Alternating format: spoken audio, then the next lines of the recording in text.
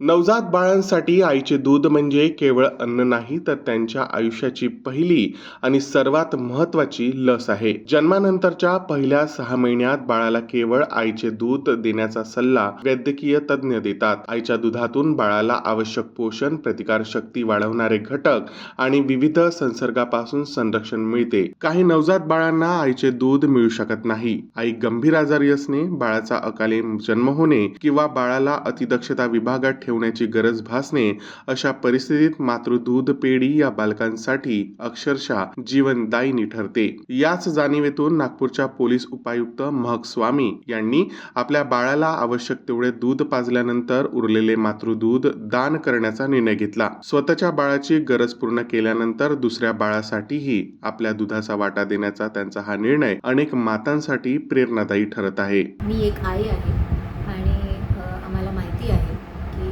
आईचं दूध ते अमृत असते. जर फेकण्याची पेक्षा आम्ही डोनेट करू ते एक चांगली गोष्ट होईल आणि आपल्याला एक चांगला अनुभव मिळेल.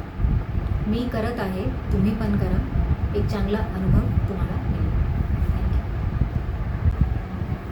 मेरा नाम महक स्वामी है.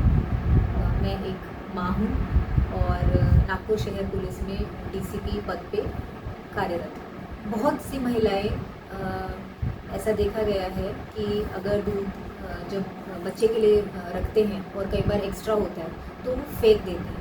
तो मुझे ऐसा पता लगा कि हम जो माँ का जो दूध रहता है उसको डोनेट कर सकते हैं. तो अगर आपके शहर में वैसी फैसिलिटी है तो ज़रूर डोनेट कीजिए, क्योंकि माँ का दूध अमृत के समान होता है. जो प्री मेच्योर बेबी होता है या जिसको नहीं मिल पाया तो वो अगर उसे मिलता है तो वो एक जीवन दान के जैसा रहता है. तो आप प्लीज़ उसे फेंकिए मत और डोनेट कीजिए.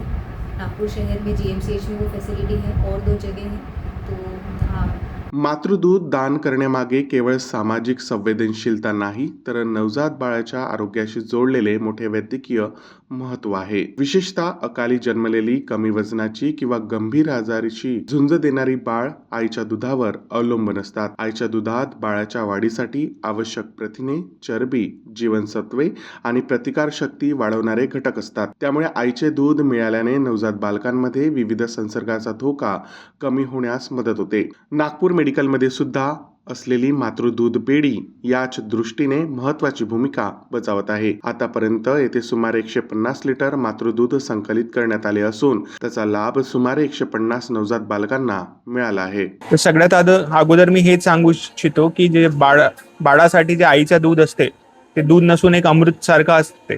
त्याच्यामध्ये प्रत्येक जे आई जे असते त्याच्या दुधामध्ये जे घटक असतात, समजो ब्रेन ग्रोथसाठी किंवा त्याची प्रतिरोधक शक्ती वाढवण्यासाठी, ते सगळे घटक फक्त आईच्या दुधामध्ये असते. ते पावडरच्या दुधामध्ये अजिबात नसते. त्यामुळे जे स्पेशली जे बाळ जे लवकर झालेले प्रीटर्म ज्याला आपण म्हणतात, ते 7 महिन्याच्या अगोदर झालेले बाळ असतात किंवा 8 महिन्याच्या अगोदर झालेले बाळ असतात, ते असे बाळकांसाठी ते आईचा दूध म्हणजे एकदम अति आवश्यक आहे.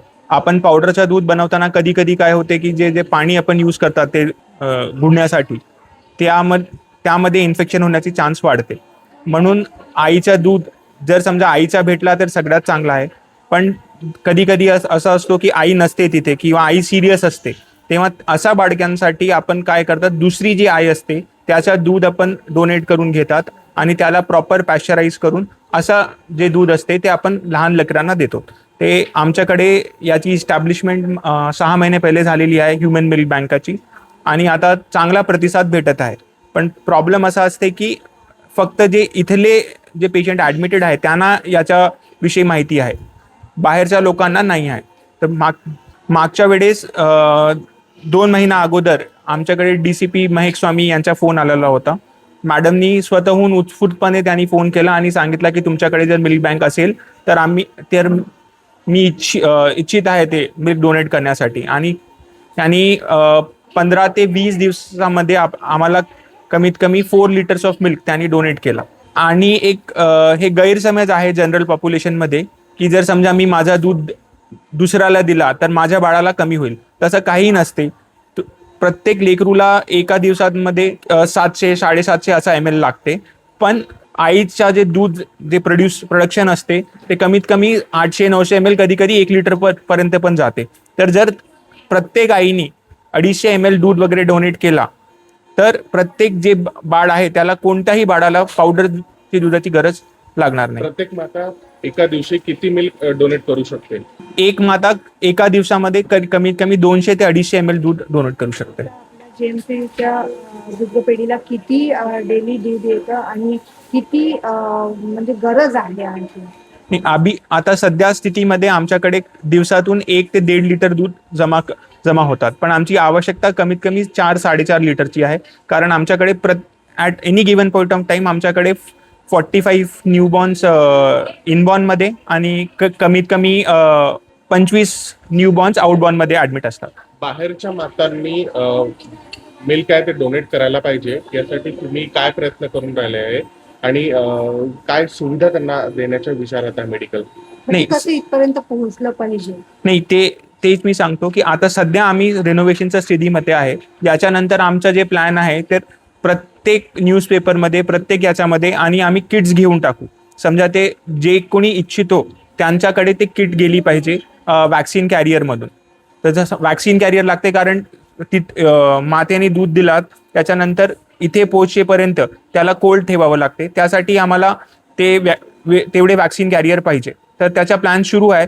पुढच्या एक महिन्यामध्ये जेव्हा आमचं हे रेनोव्हेशन कम्प्लीट होईल तर आम्ही जनजागृतीसाठी पेरिफेरल लेवलवर जाऊ. निरोगी माता आहे हे कसं तुम्ही ठेवाल, म्हणजे दूध निरोगी मिळत आहे, कुठलं इन्फेक्शन त्याच्यातून होणार नाही, याची कशी काळजी घेतली? नाही, एक तर काय असते की आम्ही जेवढे बी माता असते त्यांचा हेपॅटायटिस बी, HIV आणि हेपॅटायटिस C हे टेस्टिंग करतातच.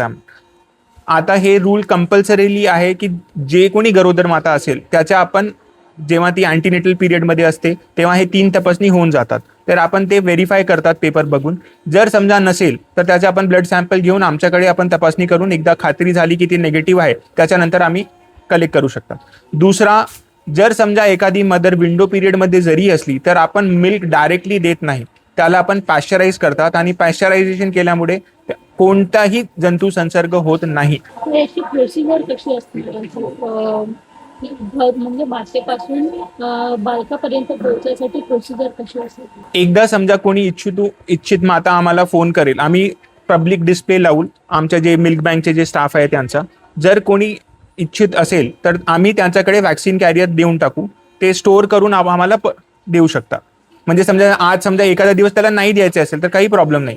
दुसऱ्या दिवशी, तिसऱ्या दिवशी जरी तरी आणून दिला, आम्ही बॉटल आणि हे त्यांच्याकडे देऊन टाकू. आईच्या कुशीत मिळणाऱ्या दुधाचा प्रत्येक थेंब बाळासाठी अनमोल असतो आणि एखाद्या आईने आपल्या बाळाची गरज पूर्ण केल्यानंतर उरलेले दूध दुसऱ्या गरजू बाळासाठी दान केले तर तो केवळ दानाचा विषय राहत नाही, तो एका नवजात जीवाला मिळालेला जगण्याचा आधार असतो. आईच्या दुधाचा एक थेंब कदाचित एखाद्या बाळासाठी आयुष्याची नवी सुरुवात ठरू शकते.